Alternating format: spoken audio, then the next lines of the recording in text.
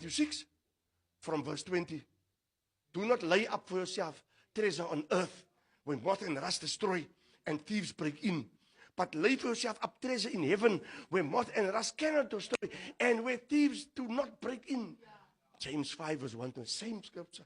Where your treasure lies, that is where your heart is. Hallelujah.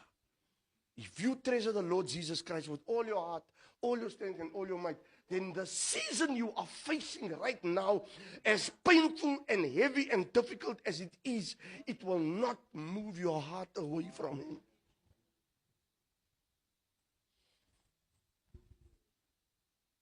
Hallelujah. Glory to God. So we must learn to be grateful and show gratitude. Listen here, don't allow a spirit of ungratefulness and a lack of gratitude towards God to enter your hearts. We mustn't allow that. Especially in difficult times.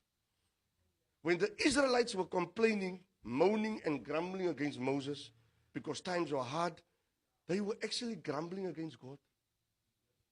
Yeah? Listen to this, man. God could have taken the Israelites when they were complaining about food. Did you ever think of this? He could have taken them from the desert, lifted them all up, and put them there by the border of Canaan in the promised land. And say, you know what? I'm tired of your moaning and groaning. Come on, julle kom eile, veel eile. Right. But He didn't, you see. Sometimes we want God to take us out of winter because we're in the middle of winter and we want God to put us into summer. But why didn't He do that? Because He wanted them to work for it. He wanted them to suffer for it so that they can appreciate it. You see, when you give someone something for free, they will never appreciate it. When God wants you to work for something, say, thank you, Lord. You know why? He wants to show us appreciation. He knows what we need. Do you understand what I'm saying? Because I tell you something. We mustn't complain, but we must have a vision of faith. Hey, can I say it again? Don't complain. Have a vision of faith. When things are difficult in ministry, in your home, in your work, be still. Learn to know who God is. And you will praise Him instead of complaining to Him. Show me Exodus 16:18. Okay, not this one. Leave this one. It's fine. People won't understand this one. I'll explain it to them. Leave Exodus. There was a time in because this one is very deep. You know, a omer is like a scale of measure in the days of the Israelites. They called it a omer. And there was the other one that's called a heifer. So a omer was about 1.5 kilos and a heifer was 500 grams. So ek gaan nou 'n bietjie diep, man. En ek weet soms mense wiskunde is gone. So ek wil net hom nou jou dinge los, die groot woorde. What happened here was that God said to them, to Moses, I'm going to give them manna. Okay? He said manna. And He said they will get, it must be measured in omers. And they must gather.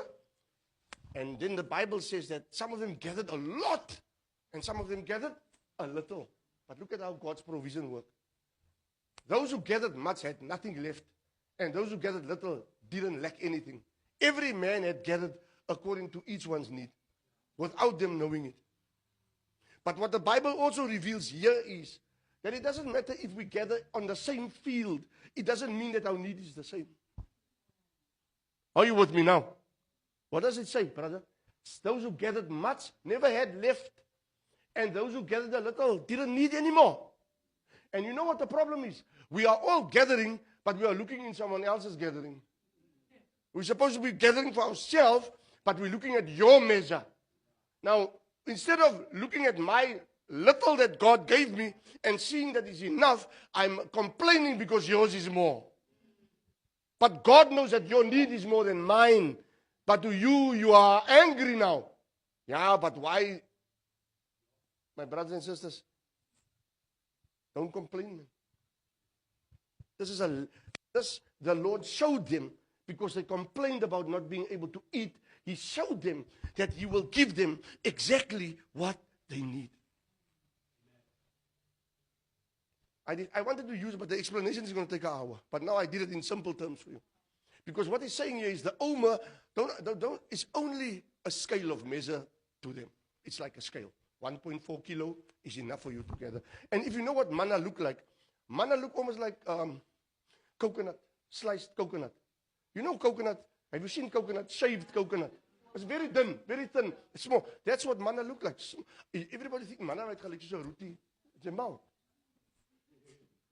Ek hou van roti, by the way, but no, it was little flakes of food. And it tasted like it had honey in it, if you read the Bible. Isn't the Lord wonderful? He gave them something to eat that was sweet. It had a taste of honey, which means it had honey in, and it was like a bread. But it was very thin pieces. And they had to collect it, go to you. See, everybody think manna to val die brood. As die brood val, slat jy op jou kop, man. Van al die brood wat hulle nou maak. Heer. Cement bread. So, what I wanted to show you here is that whatever you are gathering, and it stops, whether you see it as little, God knows it's enough for you. Don't look at the measure of the gathering of another person. Even though we are gathering in the same field, focus on your measure. Because God, my brother, sent them all to the same desert to gather the same manna in the same place. And that's how God deals with us today. He will give you what you need. If it's much for you, I must be glad for you. It's not, and if it's little for me, it will be enough. We must stop complaining by looking at what other people are gathering and then be angry about it. Stop complaining. If the Lord allows you to gather, then gather. And if it stops, thank you, Jesus. Not, I wish God can give me more. No, thank you, Jesus.